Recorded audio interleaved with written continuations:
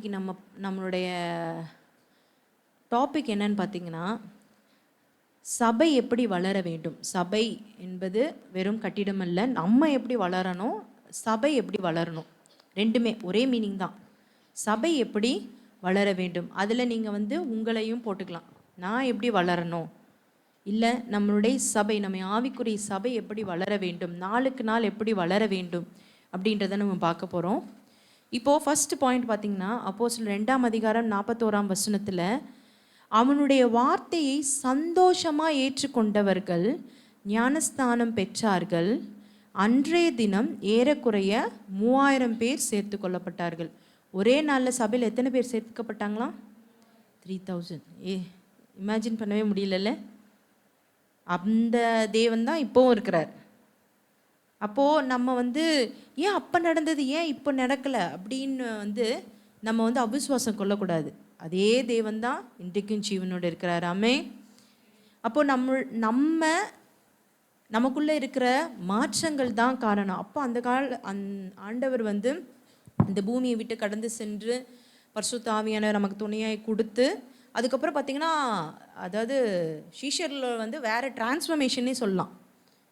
அதுக்கு தேவன் அவங்க கூட இருந்ததுக்கும், ஏசப்பா அவங்க கூட இருந்ததுக்கும், ஏசப்பா மரித்து 3ஆம் நாள் உயிரோடு எழுந்து பிதாவின் இடத்துல போனதுக்கப்புறம் இருந்த ஒரு மாற்றங்கள் டிஃப்ரெண்ட். அவ்வளோ ஒரு டிரான்ஸ்ஃபர்மேஷன் அவங்களுக்குள்ள, ஒரு மாற்றம். ஏன்னா அவங்களுக்குள்ள பரிசுத்த ஆவியானவர் ஊற்றப்பட்டார். அவங்க எப்படின்னா, அதான் 2 வித்தியாசம் உண்டு. பரிசுத்த ஆவி பெற்றவர்களுக்கு ஒரு வித்தியாசம் உண்டு, பரிசுத்த ஆவி பெறாதவர்களுக்கு ஒரு வித்தியாசம் உண்டு. என்னென்னா, சாதாரணமாக நம்ம எல்லாத்தையும் நம்மளோட சுயபலத்தால் செய்ய முடியாது இல்லையா?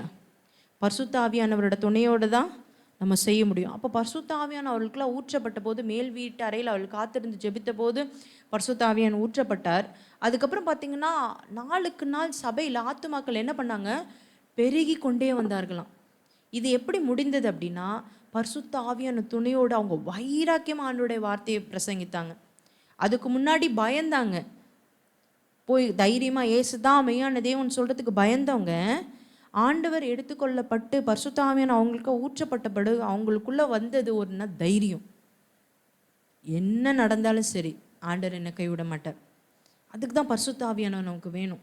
எல்லா இடங்களிலும் பயம் இல்லாமல் நம்ம முன்னேறி செல்வதற்கு பரிசுத்த ஆவியானவர் வேண்டும். அப்போ பார்த்திங்கன்னா, நம்மளுடைய சபையாக இருக்கட்டும், நாமளாக இருக்கட்டும், முதல்ல நம்ம வளரணும். அதுதான் ஆண்டவர் எதிர்பார்க்கிறார். சபை நாளுக்கு நாள் என்ன ஆச்சா, பெருகி கொண்டே வந்தது. ஸோ முதலாவது பார்த்திங்கன்னா, சபை விருத்தி அடைய வேண்டும். இருந்த நிலையிலே இருக்கக்கூடாது. இது வரைக்கும் ஒரு 50 ஆத்துமாக்கள் வந்தாங்க, திரும்ப அதே 50 ஆத்துமாக்கள் தான் பல வருஷமாக வராங்க. அப்படி இருக்கக்கூடாது. சபையில் ஒரு விருத்தி இருக்கணும். அதே போல் தான் நம்மளுடைய ஆவிக்குரிய வாழ்க்கையில் ஒரு விருத்தி இருக்கணும். 1/2 மணி நேரம் ஜெபிக்க ஆரம்பித்த நாம் அடுத்து என்ன பண்ணணும், 3/4 மணி நேரம், அதுக்கடுத்து 1 மணி நேரம், இப்படி நாளுக்கு நாள் நம்ம என்ன பண்ணணும், வளரணுமே தவிர தேயக்கூடாது. ஸோ ஆவிக்குரிய சபையாகிய நாம் என்ன பண்ணணுமா, நாளுக்கு நாள் விருத்தி அடையணும், வளரணும். அடுத்து பார்த்திங்கன்னா, அப்போஸ்தலர் 4ஆம் அதிகாரம் 4ஆம் வசனம் எடுத்துக்கொள்ளுங்க.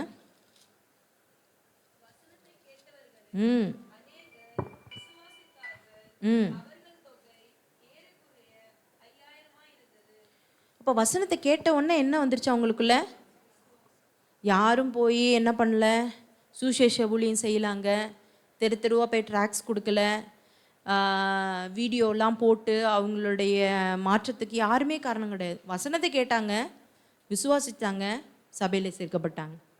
இன்னும் ஒரு மிராக்கிள் பார்த்திங்களா, இன்னும் ஒரு எழுப்புதல். அதே தேவன் தான் இப்பொழுதும் இருக்கிறார். அவர் மாறாதவராக இருக்கிறார். அப்போ நம்ம சபைக்கும் ஆத்துமாக்களை தேவனால் தர முடியுமா? முடியும். அப்போ நம்ம என்ன பண்ணணும், முதல்ல அதுக்காக வைராக்கியம், ஆண்டவரே ஆதி காலத்தில் செய்த அதே அற்புதத்தை இப்பொழுது நீங்கள் செய்ய நீங்கள் வல்லவராக இருக்கிறீங்க, விசுவாசத்தோடு ஆண்டவரை பிடிச்சிக்கணும். ஸோ போராடணும், விருத்தி அடையணும். சபை விருத்தி அடைவது தான் தேவனுடைய சுத்தம். எத்தனை பேர் ஒத்துக்கிறீங்க? அப்படியே இருக்கிறது ஆண்டவருடைய சுத்தமா இல்லை? அதே போல் நம்மளும் விருத்தி அடையணும், வளரணுன்றது தான் தேவனுடைய சுத்தம். ஒவ்வொரு நாளும் நம்ம வளரணும், வேத வாசிப்பில் வளரணும். வேதம் வாசிக்கிறது ஒரு நிலைனா, வேதத்தை தியானிக்கிறது அடுத்த நிலை, பைபிள் ஸ்டடி பண்ணுறது அடுத்த நிலை. இப்படி அடுத்தடுத்த லெவல் போகணுமே தவிர அந்த ஒரே இடத்துல நின்று அப்படியே சுற்றிட்டே இருக்கக்கூடாது. ஒவ்வொரு நாளும் அதில் வளரணும். உபவாசம் இருக்க ஆரம்பிச்சிங்கன்னா, இப்போ வாரத்தில் நான் ஒரு வேலை இருக்கிறேன் அப்படின்னா, அடுத்து ஸ்டெப்பு இன்னொரு வேலை, 2 வேலை, இப்படி ஒவ்வொரு காரியத்தில் உபவாசம், ஜெபம், கண் விழித்தல், இரவு ஜெபம், இப்படி நம்ம நாளுக்கு நாள் வளர வேண்டும் என்பது தான் தேவனுடைய சித்தம். அதுதான் சபை எப்படி இருக்கணுன்றது, அதை குறித்து தான் நம்ம பார்க்குறோம். முதலாவது சபை என்ன பண்ணணும்? விருத்தி அடையணும், வளரணும். சபையாகி நாமளும் விருத்தி அடையணும், வளரணும். அப்போஸ்தலர் 6ஆம் அதிகாரம் 1ஆம் வசனம், 6:1. ம் ம் ம்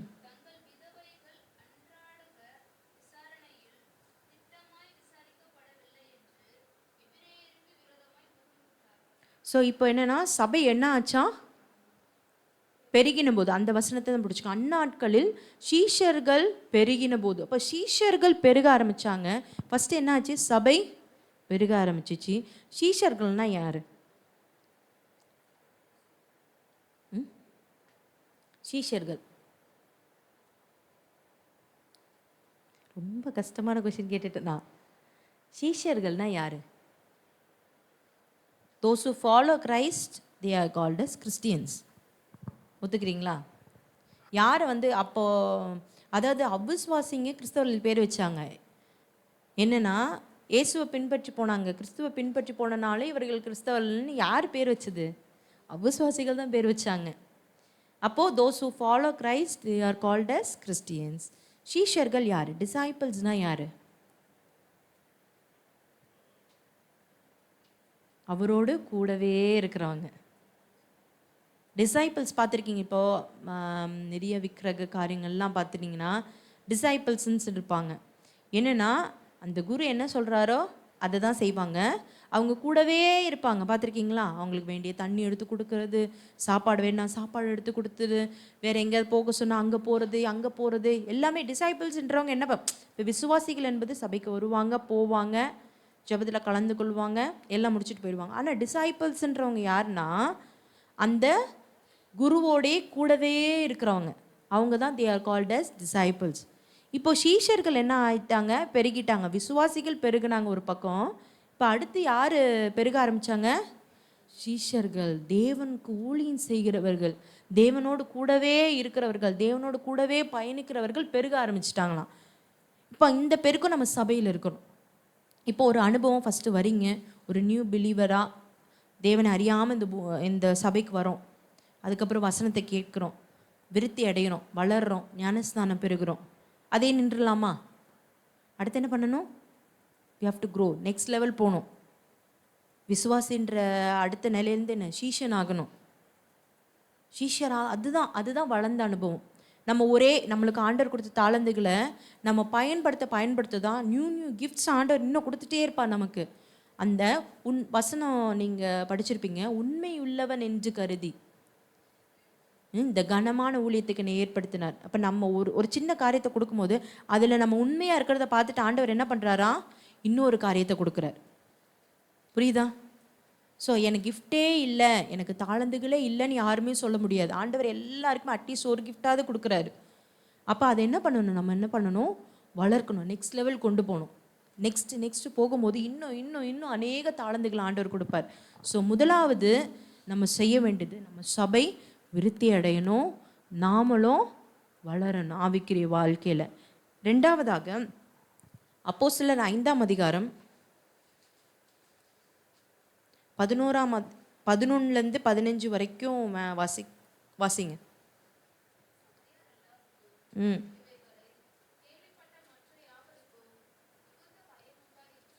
ம் ம்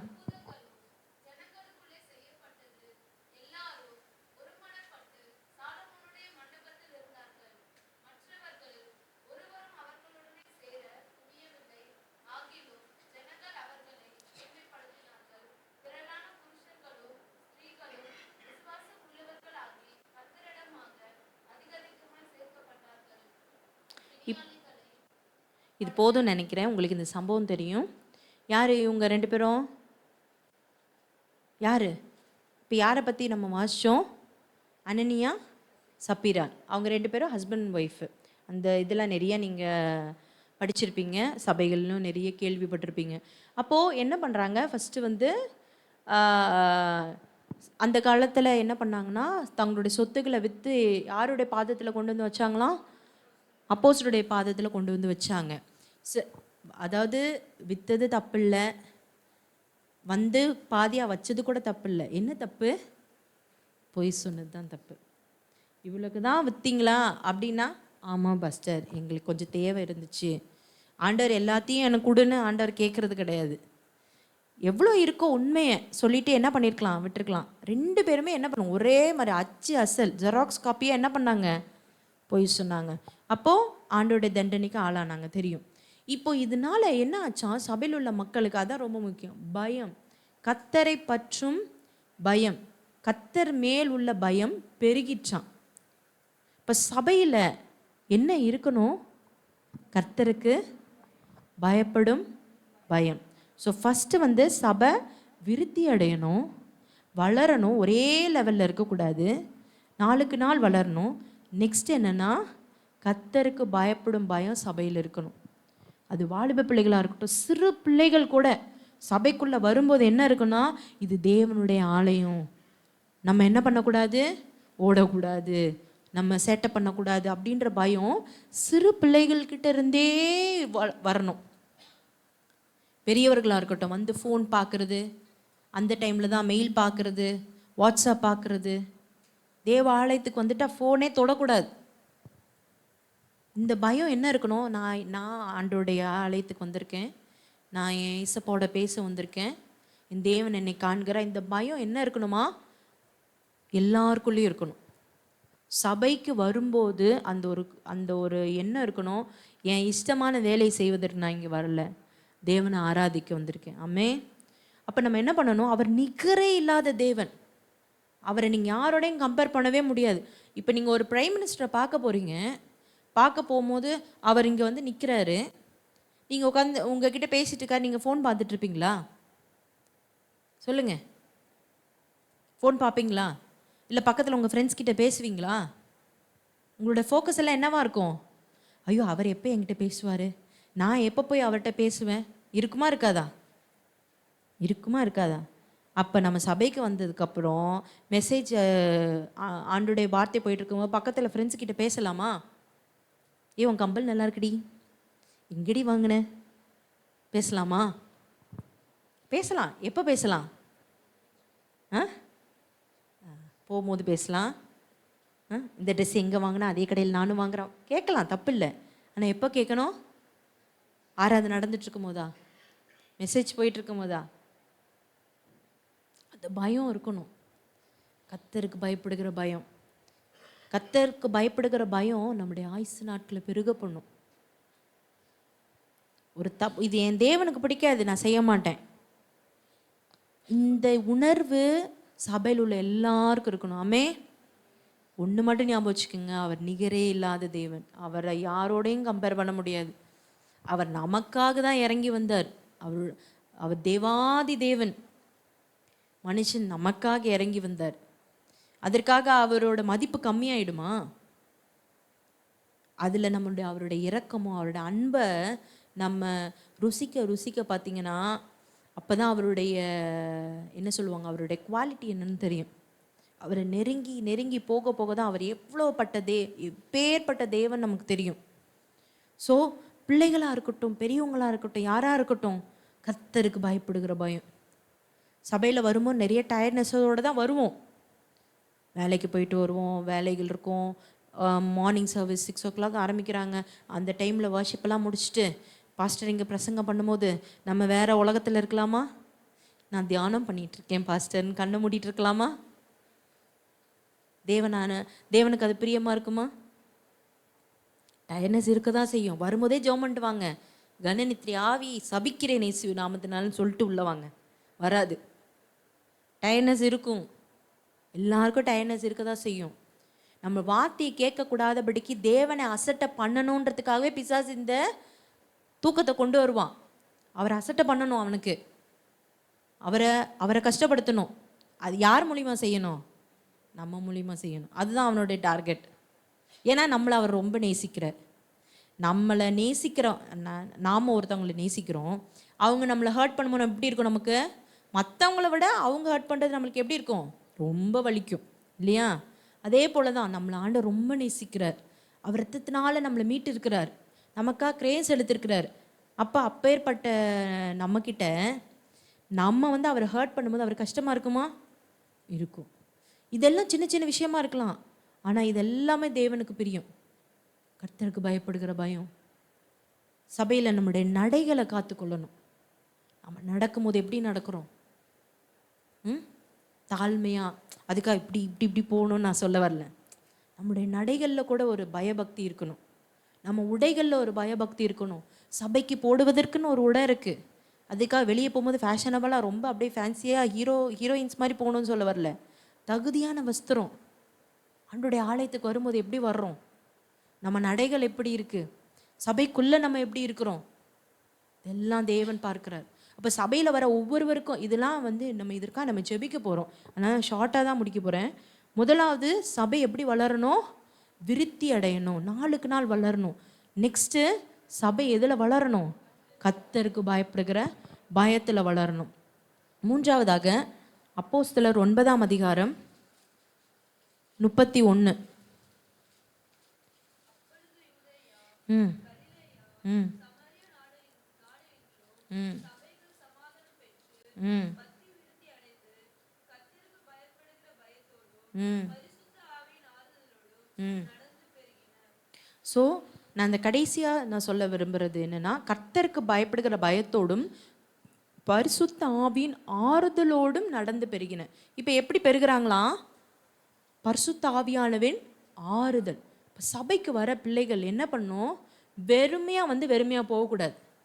பாரத்தோடு கஷ்டத்தோடு வருகிறவங்க எப்படி போகணும்? வெளியே போகும்போது இந்த பாரெல்லாம் நீங்கி போகணும், ஆறுதல் அடைந்து போகணும். அப்போ சபை எப்படி வளரணுமா? பரிசுத்த ஆவியானவரின் ஆறுதலில் வளரணும். அவரே லீட் பண்ணணும் நம்மளை. ஊழியக்காரங்க இங்கேருந்து ப்ரீச் பண்ணலாம், யார் வேணாலும் இங்கேருந்து ப்ரீச் பண்ணலாம், நடத்தலாம், ஆராதனை நடத்தலாம். ஆனால் நடத்துறது யாராக இருக்கணும்? பரிசுத்த ஆவியானவர். இதற்காக நீங்கள் ஒவ்வொரு நாளும் ஜெபிக்கணும். எங்கள் சபையாக இருக்கட்டும், எங்கள் குடும்பமாக இருக்கட்டும், யார் நடத்தணும்? பரிசுத்த ஆவியானவர் நடத்தணும். அவருடைய ஆறுதல் சபையில் இருக்கணும். சபையில் போட்டி பொறாமல் இருக்கக்கூடாது. நீ பெரியவனா, நான் பெரியவனா, நீ மயக்க பிடிச்சா நானும் மயக்க பிடிப்பேன், நீ இந்த வேலை செய்வியா அப்போ நானும் இதை தான் செய்வேன். அப்படி இல்லை. என்னால் என்ன முடியும்? மற்றவர்களுக்காக நம்ம செய்கிறோமா, ஆண்டவருக்காக நம்ம செய்கிறோமான்றதை யார் பார்க்குறான்? ஆண்டவர் பார்க்குறார்.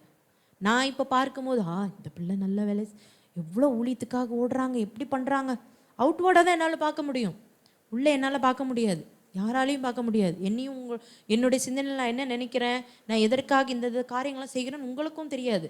எல்லாவற்றையும் அறிந்தவர் யார்? நம்முடைய கர்த்தராகிய இயேசு கிறிஸ்து. அப்போது நம்ம செய்கிறது எல்லாமே யாருக்காக செய்யணும்? கர்த்தருக்காக செய்யணும். அதில் ஒரு போட்டியோ பொறாமையோ சண்டையோ, ஒன்றை பார்த்தா எனக்கு பிடிக்காது, உங்ககிட்ட நான் பேச மாட்டேன், அப்படி இல்லை. எல்லாம் என்னுடைய சகோதரர்கள், என்னுடைய சகோதரிகள், என்னுடைய குடும்பம், அந்த நினைப்பில் அந்த ஆறுதலில் தான் வளரணும் சபை. வருகிறவங்க எவ்வளோ பாரத்தோடு வந்தாலும் சரி, அந்த பாரத்தெல்லாம் என்ன பண்ணணும்? போகும்போதே எங்கேயா தூக்கி எறிஞ்சிட்டு தான் போகணும். போகும்போது பாரமே இல்லாமல் போகணும். எங்கள் சபை அப்படி ஒரு ஆறுதலின் சபையாக இருக்கணும் அப்படின்னு நீங்கள் ஜெபிக்கணும். என் குடும்பம் அப்படி ஒரு ஆறுதலின் குடும்பமாக இருக்கணும். நம்ம குடும்பத்துக்கு யாராவது ஒருத்தர் ஒரு பிரச்சனையோடு வராங்களா, 2 பிரச்சனை 4 பிரச்சனையாக்கி அனுப்பக்கூடாது. என்ன பண்ணணும்? அந்த 2 பிரச்சனையும் 0 பிரச்சனையும் ஆக்கி அனுப்பணும். இதெல்லாம் ஒன்றுமே இல்லை. இதெல்லாம் ஆண்டவர் பார்த்துப்பார். இப்போ ஒரு கணவன் வராரு மனைவியை பற்றி குறை சொல்கிறதுக்காக, அந்த மனைவி பற்றி தப்பு தப்பாக சொல்லி அனுப்புவாங்க சில பேர். அடுத்து மனைவி வருவாங்க, அப்போ கணவர்கிட்ட என்ன சொல்லுவாங்க?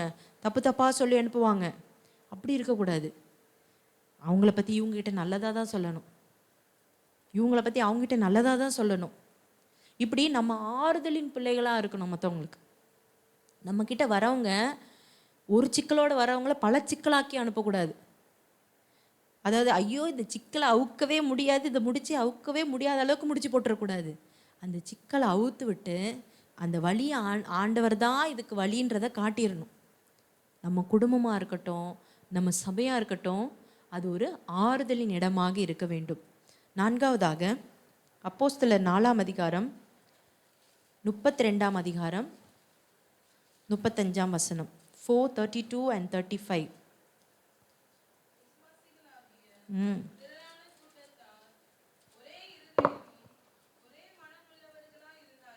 ம்35.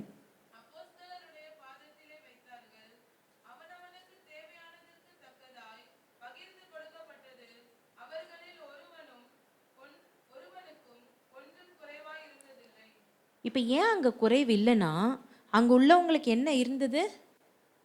ஒரு மனம், ஒன் ஹார்ட். இங்கே ஒரு 20 பேர் இருக்காங்கன்னா எல்லாருக்கும் டிஃப்ரெண்ட் டிஃப்ரெண்ட் ஹார்ட் தான். ஆனால் அந்த ஹார்ட்டில் உள்ள திங்கிங் என்னவா இருந்துச்சா? ஒரே மனம், ஏக சிந்தை. இது எப்படி சாத்தியம்னா, ப்ராக்டிஸ் பண்ணணும். ஆண்டவரே, எங்கள் சபையில் ஒரு மனம் இருக்கணும்ப்பா. யாரை பார்த்தாலும் சரி, ஒரு இரக்கத்தோடு பார்க்குற அந்த குணம், ஒரு தயவோடு பார்க்குற குணம் எல்லாருக்குமே அவசியம். அதுதான் ஒரே மனம். சபையில் எப்போவுமே, நம்ம வீட்லேயும் சரி, நம்மளுக்கு 1000 ஆசைகள் இருக்கலாம், 1000 எண்ணங்கள் இருக்கலாம். எனக்கு ஒரு தாட் இருக்கும், நம்ம வீட்டில் 5 பேர் இருக்காங்க, 5 பேருக்கு டிஃப்ரெண்ட் தாட் இருக்கும். ஆனால் நம்ம என்ன பண்ணோம், ஒரு குறிப்பிட்ட காரியத்தை குறித்து நம்ம பேச போகிறோம், நம்ம டிஸ்கஸ் பண்ண போகிறோம்னா முதல்ல ஜெபிக்கணும். ஆண்டவரே, எங்களுக்கு என்ன தாங்க? ஒரு மனத்தை தாங்க.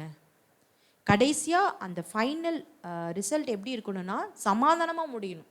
அதுதான் ஒரு மனம். கடைசியில் அந்த பிரச்சனைக்கு சொல்யூஷனே இல்லாமல் அங்கங்கே பாதி பேர் அப்படி போயிடக்கூடாது. அந்த அந்த ப்ராப்ளமை பேசி முடித்து போகும்போது அதில் ஒரு சமாதானம் இருக்கணும். அதுதான் தேவன் விரும்புகிறார், ஒரு மனம். நம்ம குடும்பத்துலேயும் சரி, நம்ம சபையிலையும் சரி, நிறைய நியூ பிளான்ஸ் ஆண்டவர் சபையில் கொடுப்பார். அதில் என்ன ஆகுன்னா, ஊழியக்காரரோடு என்ன பண்ணும், விசுவாசிகளும் சேர்ந்து ஒரு மனமாய் அந்த பிளான்ஸோடு சேர்ந்து வளரணும். அந்த பிளான்ஸை இம்ப்ளிமெண்ட் பண்ணணும். ஸோ இதற்கு முக்கியமாக ஆதி காலத்தோட சபையின் வெற்றிக்கு காரணமே ஏன்னா இந்த 4 காரியங்கள். ஒரு மனம் இருந்துச்சு, அங்கே ஐக்கியம் இருந்துச்சு, அங்கே ஆறுதல் இருந்துச்சு, அங்கே விருத்தி. நாளுக்கு நாள் சபை வளர்ந்துக்கிட்டே இருக்குது. விசுவாசிகளாக இருந்தவங்க சீஷர்களாக ஆகுறாங்க, சீஷர்களாக இருந்தாங்க ஊழியர்களாக ஆகுறாங்க, மிஷினரிகளாக மாறுறாங்க. ஸோ அதில் ஒரு வளர்ச்சி இருந்துச்சு, ஆறுதல் இருந்துச்சு, ஒரு மனம் இருந்துச்சு, தேவ பயம் இருந்துச்சு. இப்போ இந்த காரியங்கள்லாம் நம்ம சபைகள், நம்ம வீடுகளில் இருக்கும்போது நம்ம சபையும் நம்ம குடும்பமும் ஆஸ்வதிக்கப்படுமா இல்லையா? எத்தனை பேர் நம்புறீங்க?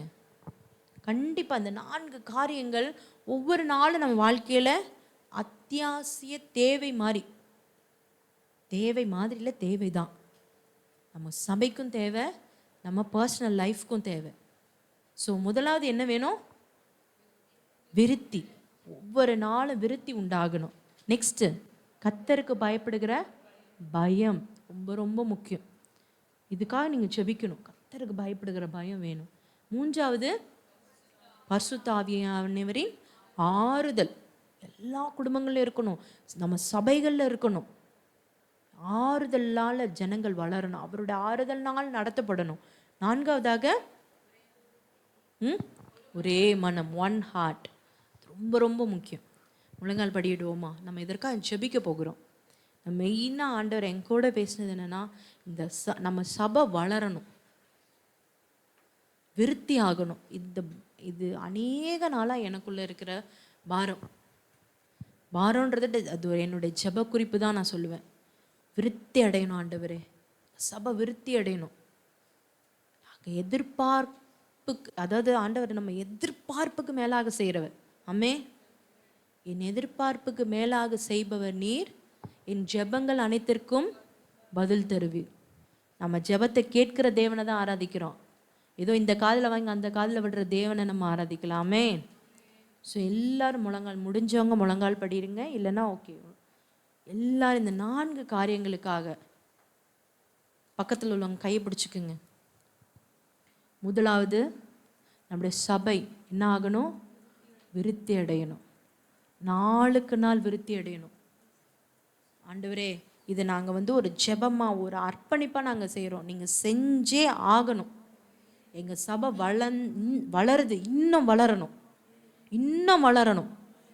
எங்கள் சபை எங்களுக்கு மட்டும் ஆசீர்வாதமாக இருக்கக்கூடாது, எங்கள் சபை இந்த உலகத்துக்கே ஆசீர்வாதமாக இருக்கணும். எங்களை நீங்கள் அடுத்த லெவல் கொண்டு போங்க ஆண்டவரே. இதற்கு தடையாக இருக்கிற அந்த தடைகளை தேவன் உடைக்கணும்.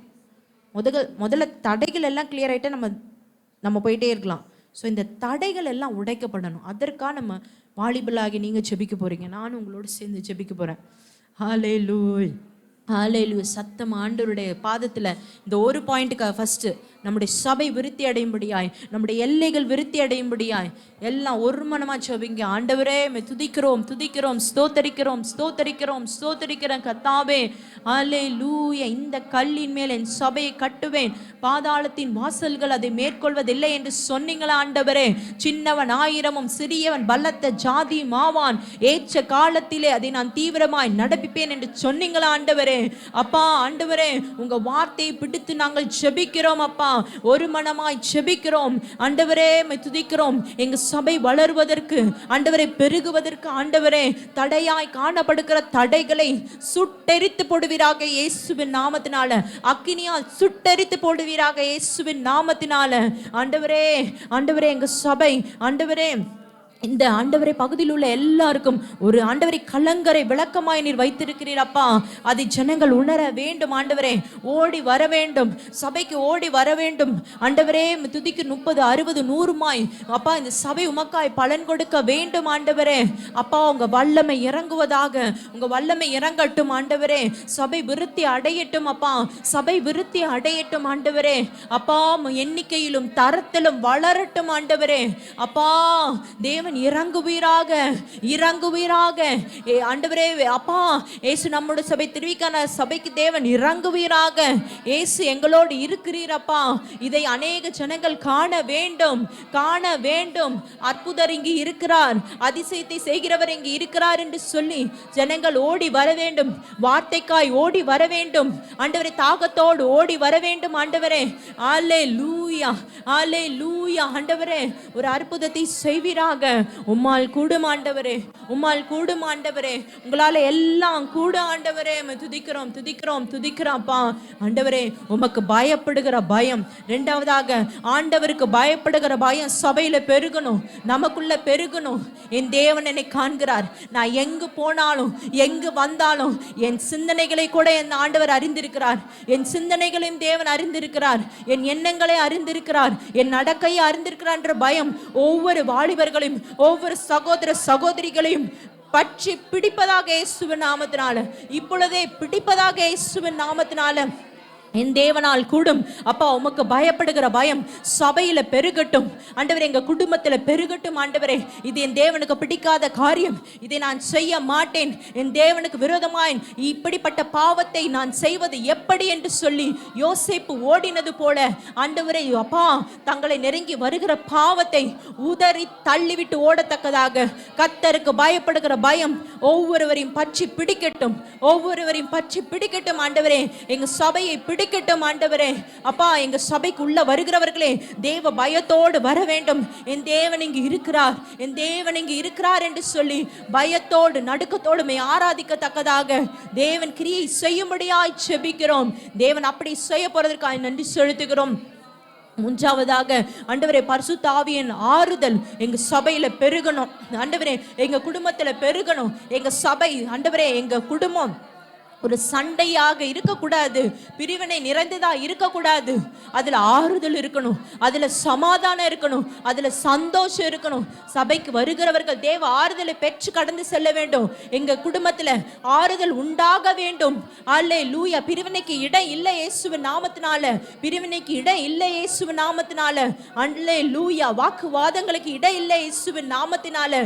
என் தேவனால் கூடும், என் தேவனால் கூடும், உம்மால கூடும் ஆண்டவரே. அப்பா ஆண்டவரே, சபையில எங்க குடும்பத்துல உம்முடைய ஆறுதல் பெருகட்டும். பரிசுத்த ஆவியின் அபிஷேகத்தை பெறாதவர்கள் அபிஷேகத்தை பெற வேண்டும். அந்நிய பாஷையோடு ஆண்டவரே உம்மை ஆராதிக்க வேண்டும், உம்மை தொழுது கொள்ள வேண்டும் ஆண்டவரே. தேவன் இறங்குவீராக. இப்பொழுது யார் யார் ஆண்டவரே உம்முடைய அபிஷேகத்தை பெறாமல் இருக்கிறார்களோ தேவனை இப்பொழுது அவர்களை தொடுவீராக. எங்கிருந்தாலும் அவர்களை நீ தொடுவீராக. உம்முடைய அக்கினி பற்றி பிடிக்கட்டும் ஆண்டவரே. பரிசுத்த ஆவியானவர் அவர்களை தொடுவீராக, அவளை நிரப்புவீராக. காலியான அவளுடைய பாத்திரங்களை நிரப்புவீராக. ஹalleluya, praise the Lord. அப்பா எல்லாரும் ஒரு மனமாய் ஜெபிங்க. நம்ம குடும்பத்துல யாரெல்லாம் பரிசுத்த ஆவியான அபிஷேகத்தை பெறலையோ பரிசுத்த ஆவியான அபிஷேகத்தை பெறும்படியா ஊக்கமாய் ஜெபிங்க.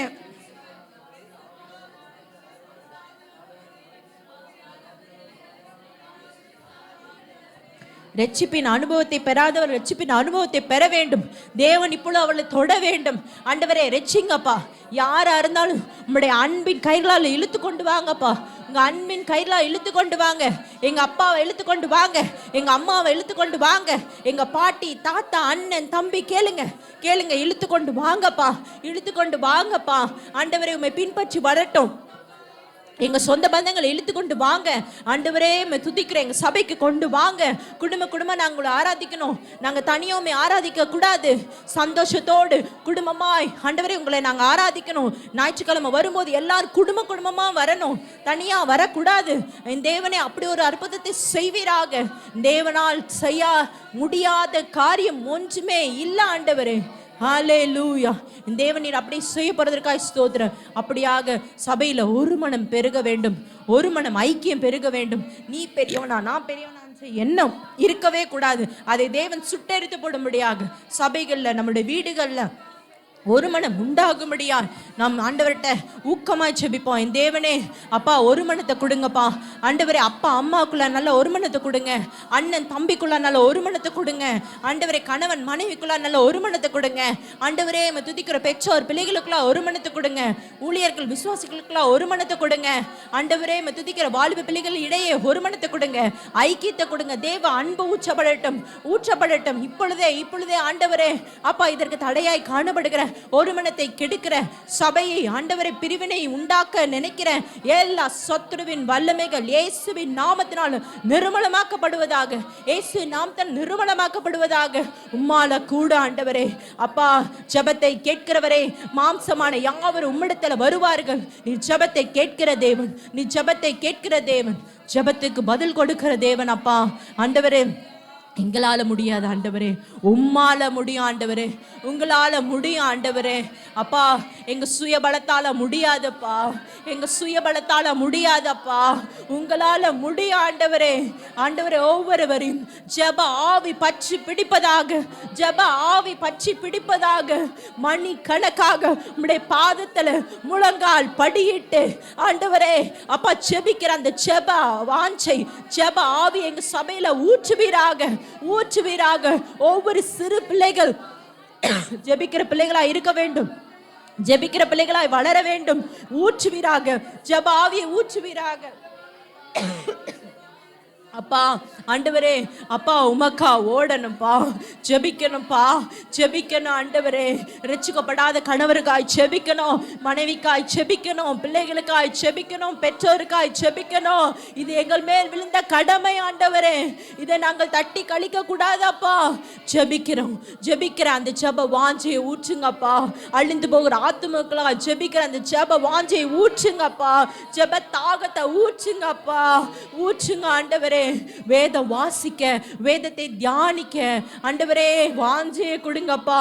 அந்த வாஞ்சை இல்லைன்னா நாங்க என்ன முயற்சி பண்ணாலும் எங்களால முடியாதப்பா. பரிசுத்த ஆவியானவரே கிருபை பாராட்டும் ஆண்டவரே. ஜெபிக்க, வேத வாசிக்க, உபவாசிக்க, உமக்காய் ஓட ஆண்டவரே எங்களுக்கு பலனை கொடுங்கப்பா, வாஞ்சையை கொடுங்க ஆண்டவரே. ஹalleluya. என் தேவனே அப்படி செய்ய போறதற்காய் ஸ்தோத்திரம் அப்பா. ஆண்டவருடைய சமூகத்தில் எல்லாம் எழுந்திருந்து ஆண்டவருக்கு நம்ம நன்றி செலுத்துவோமா. தேவன் நம் ஜெபத்தை கேட்டிருக்கிறார். நிச்சயமா நம்முடைய ஜெபத்துக்கு பதில் தருவார். அவர் ஜெபத்தை தள்ளாத தேவன், அவர் ஜெபத்திற்கு பதில் கொடுக்கிற தேவன். நம்முடைய ஜெபத்துக்கு நிச்சயமாய் பதில் தருவார். ஹalleluya, ஹalleluya, ஹalleluya. praise the Lord. தேவனை உயர்த்துவோமா. நிகரே இல்லா தேவன் நீ, இரக்கத்தின் ஐஸ்வர்யம் நீ.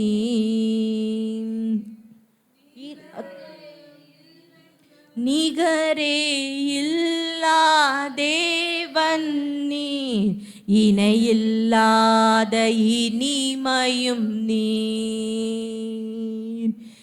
இரக்கம் செய்யும் தகப்பன் நீர், இரக்கத்தில் ஐஸ்வர்யம் நீர். தேவனை உயர்த்துவோம். அவர் நிகரே இல்லாத தேவன், நிகரே இல்லா தேவன் நீ, இணையில்லாத இனிமையும் நீ. இரக்கம் செய்யும் தகப்பன் நீர். அவர் இரக்கம் செய்கிற தகப்பன், ஐஸ்வர்யர் நீ.